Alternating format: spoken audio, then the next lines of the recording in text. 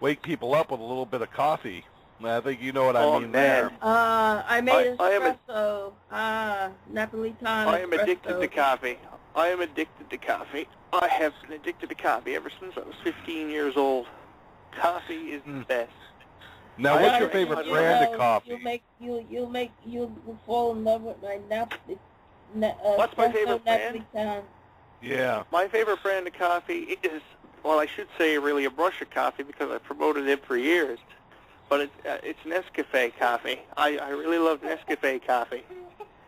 I love Nescafe coffee because it wakes you up. And I have Bryce trying to do wrestling moves to be here while I'm doing the commentary. That's pretty funny. Well, they're all, I think... He's jumping back and forth. He's jumping from my stomach to the bed. It's amazing. Oh, jumping from your stomach to the bed. Yeah, he's jumping from my stomach to the bed. He's so happy that it's my birthday today. And I'm sure that everybody else is happy too. Okay, man, you gotta sit down on the bed now. You see how happy he is? It's amazing how the Most Attractive Man's birthday shows can get so many people wired, even 5-year-olds. Mm-hmm. Oh, yeah, man, this is why we got to talk about this coffee and everything, because you did it for Sylvia, and Sylvia's son did a Wacko Weekly for Kids show with us, and I think this was probably the one person that kind of was stealing the show and the women away from you on that one at that one particular show, and and of course something that came out of this one was this commercial. We all know Simba the Cub is very particular over everything, but what if he liked coffee? I wonder what he would say. Ew, gross. Now, Simba, there's always that one secret that never has gotten outside of the jungle. Not in front of the kids. Oh, sorry. I suppose we could tell them the secret of the jungle. It's the talk amongst every cub, even during their daily activities. Ginger, hey, let me up.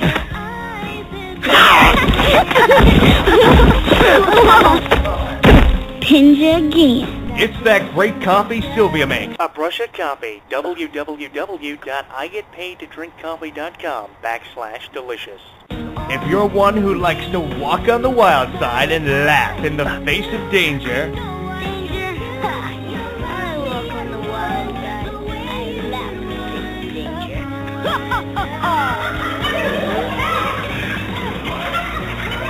Sylvia's coffee will satisfy you and leave you at a loss for words. For more information, check out the Wacko Weekly by going to blogtalkradio.com/The Dark Match. They have more information on how you can get your hands on this exclusive coffee.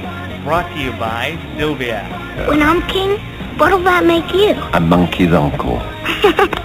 You're so weird. You have no idea. Now, I know that may be what Bob tells his little nephew Dylan, but one thing he should always tell him is to drink Sylvia's coffee. So, one question, listeners. Did we save you from having to drink that horrible coffee that you buy at the supermarket every single day? Jeez, why do I always have to save you? So if you have any amount of brains, you'll rely on Sylvia for the best tasting coffee in town. I wonder if its brains are still in there.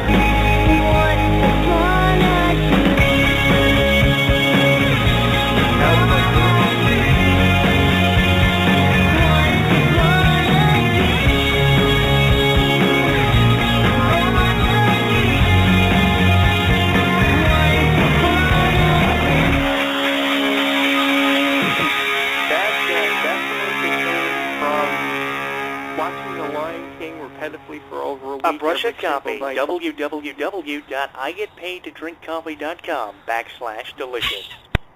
I made that commercial back in 2009. I made that commercial back in 2009 after I went through an addiction of watching The Lion King every single night. I watched every night the same time every day of that week. And then Bob contacted me like on that Sunday and said, "Can you make a commercial for this coffee shop?" And I was like, I can try. I don't know how many sound bites I have to make it. So I went on all these different soundboards, and I said, okay, I'll make one on The Lion King just because I had this addiction for The Lion King and things, and I came up with that. And it's amazing how many people enjoy that. You know, and there was one for Shrek too that I made. I made one. Somehow I tied Shrek in with beef jerky somehow. That was hilarious. I think my little Yeah. nephew is going to commit suicide. He's on top of the dresser there, and I have to take him down. He's going to jump out the dresser and say, "The hell with this one." Yes, you are. Get down from there. Oh man, oh man. Everybody is so happy. Oh man, how much stuff do you have, Bob, that I've actually done over the years? Well, I do have one more as far as a serious commercial goes, which is the one you did for autism. But Oh, yeah. we're going to have to do a funny one next. Next up. Oh, We're man, gonna I can go only through your imagine. STDs, and I'm holding Yeah, off we have a on- new on- STD, by the way. We have a new STD tonight, by the way. It's never been played on the Wacko Weekly before. It's making its premiere. And after this is played, I'm going to be hated by so many different people. It's not even going to be funny. Oh, man. Yeah, just so a lot of people know, Jonathan Clarke is still connected to wrestlers, but he has left the wrestling talk behind because Jonathan Clarke is the entertainer. And today's his birthday, people, so you may want to call in and wish him a happy birthday. How many of the ladies are hitting the links up on your Facebook? Oh, my God. I don't even want to know. I know there was something like 56 women or something there today that said happy birthday. Something like 56, 57 women. I know my sister said when she went at 12 noon today, they were up to about 20 or something, and then it kept rising. Oh. It could be up to over 100 now. But we'll have the total number by tonight. It's amazing how many people have actually gotten into this. And if you guys want to call in, you can. The number is there. I know that long-distance charges do apply in some areas. I'm sure the numbers for the downloadable archives will be up once this is posted on Facebook this evening. But it's just amazing how many people believe in this character.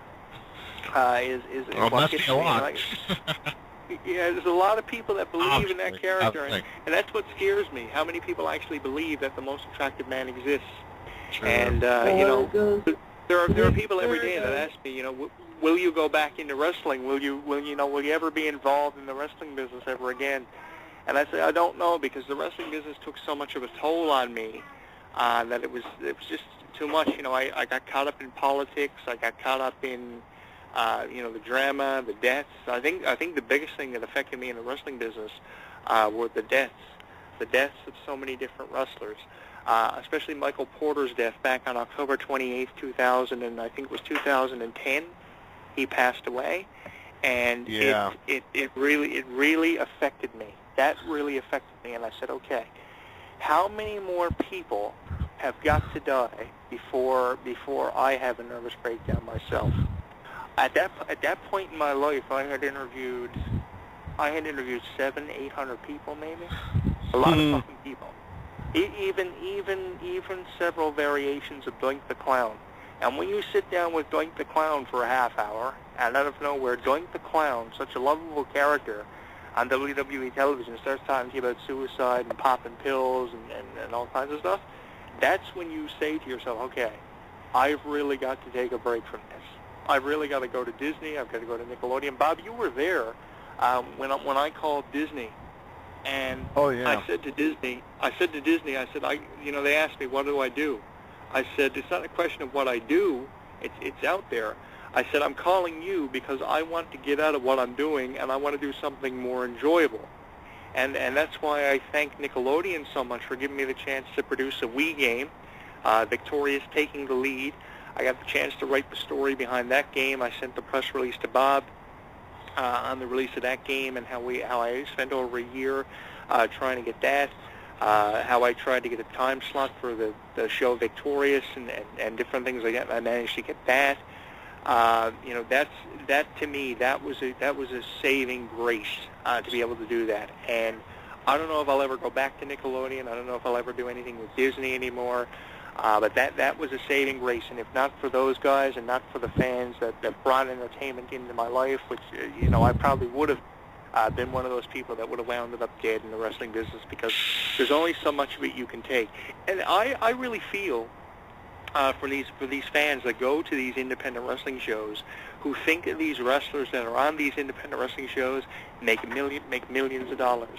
I really do feel for them, because they don't understand what really happens in the wrestling business. They don't understand it at all, and I just wish that I could sit down with every one of them and talk to them about what actually happens, you know? Yeah, and I know what you're going at there, especially when a lot of kids were really watching wrestling and they were seeing all the deaths that were really happening in wrestling, and a lot of them were current superstars.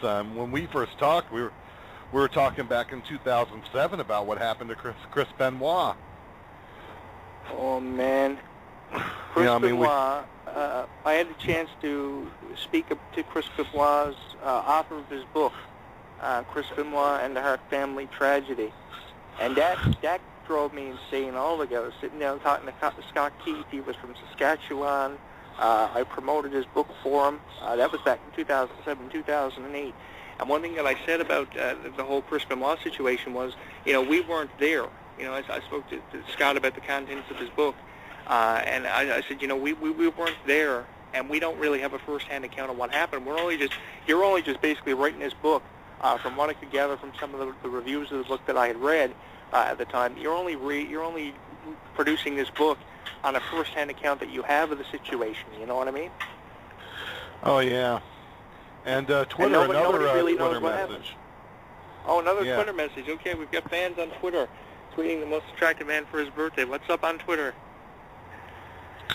Well, we got this one. This is actually a Bucks friend of mine on Twitter. He says, listening to this show on the Wacko Bob Network, enjoying it, and he wishes Mr. Clarke a happy birthday.